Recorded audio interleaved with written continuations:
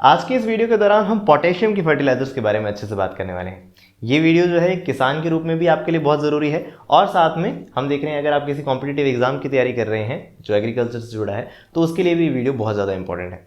आज हम जानेंगे कि पोटेशियम के फर्टिलाइजर कितने तरह के होते हैं, उसके अंदर पोटेशियम कितना प्रतिशत होता है, साथ में ये भी जानेंगे कि हमें किस तरह से इनका इस्तेमाल करना चाहिए। तो उसके लिए कुछ सावधानियां हैं, कुछ पता होनी चाहिए बातें, उन सब चीज़ों को जानेंगे।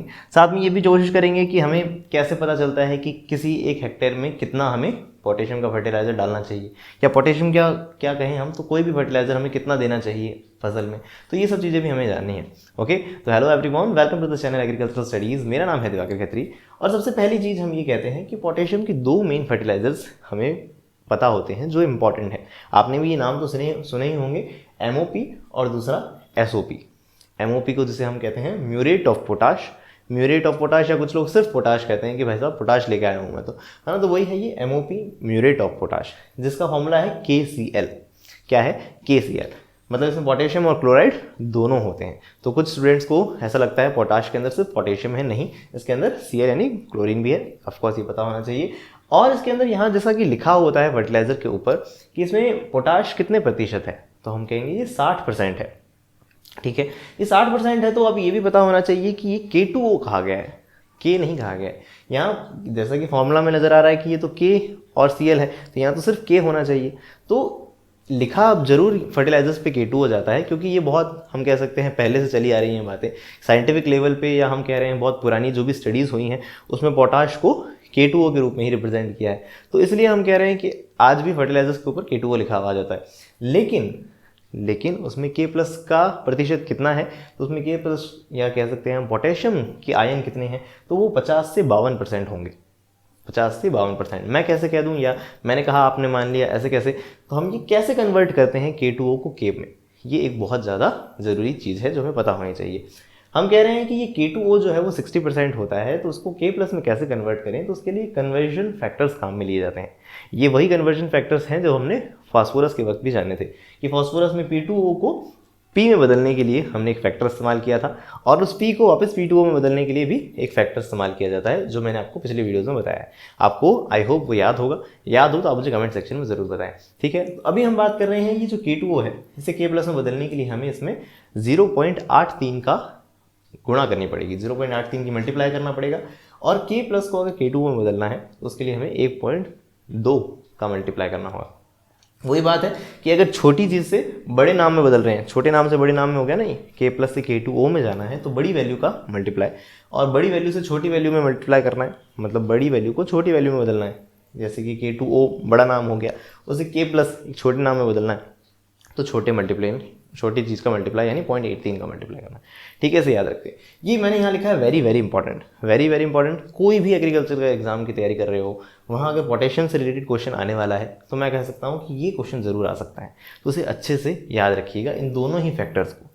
कैसे याद रखना है ये भी मैंने बता दिया कि बड़े नाम से छोटे नाम में याद रहे हैं तो छोटा फैक्टर याद रखना है ना, याद रखिएगा। और पोटेशियम वाले भी फॉस्फोरस वाले भी बहुत ज़रूरी थे।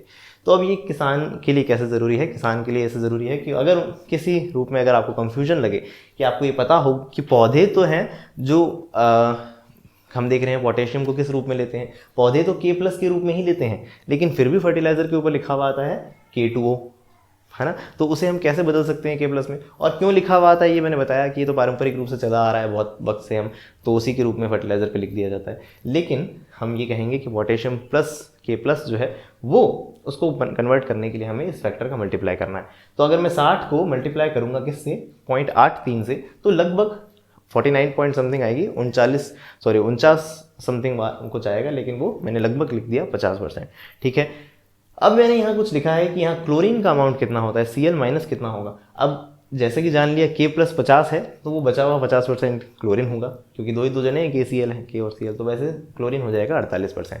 ठीक है, अब ये देखिए बात यहाँ मैंने लिखी है कि इस MOP को हम पोटैटो, टबैको और में इस्तेमाल नहीं करना चाहिए। इसका पोटैटो यानी आलू या टबैको, तंबाकू की फसल में हमें MOP यानी म्यूरेट ऑफ पोटाश का इस्तेमाल नहीं करना चाहिए। उसका क्या कारण है? ये एक रीजनिंग का क्वेश्चन है, कई बार पूछ लिया जाता है आपसे, वाइवा वगैरह की तैयारी कर रहे हो तो उसमें पूछा जा सकता है। तो ये क्वेश्चन इसलिए ज़रूरी है कि पोटैटो जो है स्टार्च क्रॉप्स हैं, इनमें स्टार्च बनता है, तो ये जो स्टार्च क्रॉप्स होते हैं उनके लिए ये क्लोरीन सही नहीं है। ये क्लोरीन जो है उनकी स्टार्च को कम कर देता है या स्टार्च को नहीं बनने देता है। तो कहने का मतलब ये हुआ वहाँ क्लोरीन सही नहीं है इन फसलों के लिए। तंबाकू या टबैको की बात करूँ तो उसकी जो पत्तियाँ बनती है जो कि ज़रूरी होती हैं, तो उन पत्तियों की क्वालिटी को कम कर देता है कौन? क्लोरीन। तो इसलिए कहा जाता है कि म्यूरेट ऑफ पोटाश का पोटैटो, टोबैको और साथ में राइस जैसी क्रॉप्स में इस्तेमाल नहीं किया जाता, जो कि अपने आप में बहुत ज़रूरी क्वेश्चन है, जो एग्जामिनेशन में पूछा जाता है, पूछा गया भी है आज तक कई बार, तो इसे याद रखिएगा। तो हम इसका इस्तेमाल ना करें तो हम क्या इस्तेमाल करें? SOP का। SOP यानी सल्फेट ऑफ पोटाश। ये ऑफकोर्स इससे थोड़ा महंगा होता है, लेकिन इसके अंदर हम देखते हैं K2O कितना है? 50% है। साथ में एक चीज़ और है इसके अंदर, K2SO4 यानी S यानी सल्फ़र मौजूद है इसमें। सल्फ़र आपको पता होगा कि एक बहुत ज़रूरी एलिमेंट है पौधों के लिए। आपको पता होना चाहिए जो ऑयल सीड क्रॉप्स होती हैं, या हम कह सकते हैं तेल वाली फसलें हैं, या हम कह रहे हैं दलहन मस्त फसलें हैं, या पल्सेस क्रॉप्स जो हैं कह दूं मैं, तो उन पल्सेस क्रॉप के लिए ये बहुत ज़रूरी होता है सल्फ़र। तो उनके प्रोटीन व कंटेंट बनाने के लिए ज़रूरी है। तो कहने का मतलब ये है कि उसके लिए यहाँ सल्फ़र भी मौजूद है। तो सल्फ़र मौजूद है तो इसलिए ये भी फर्टिलाइज़र एक ज़रूरी फर्टिलाइज़र है। और इसके अंदर ऑफकोर्स क्लोरीन नहीं है, तो ये इन फसलों में भी काम में लिया जा सकता है। तो ये K2O कितना है? 50%। K प्लस इसमें कितना है वही मैंने कैलकुलेट किया है कि भाई मान लेते हैं K2O लिखा हुआ है 50%, तो उसको कन्वर्ट करेंगे K प्लस में तो कितना आएगा? 42% आएगा।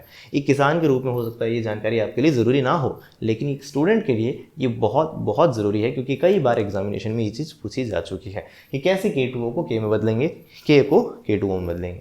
ठीक है, एक किसान के दिमाग में ये क्वेश्चन आना चाहिए और होना चाहिए, उसे इसका जवाब पता होना चाहिए कि पोटाश फर्टिलाइज़र का इस्तेमाल कब करना चाहिए। ये पोटाश फर्टिलाइज़र पोटेशियम के फर्टिलाइज़र को ही कहा है। पोटाश वैसे तो एक शब्द है अपने आप में, पोटाश, इसमें लास्ट में ऐश आ रहा है, तो वो ऐश का मतलब है राख। तो आपको पता होगा कि जो लकड़ी की जो राख जलाई जाती है तो उसमें पोटेशियम बहुत ज़्यादा होता है ना।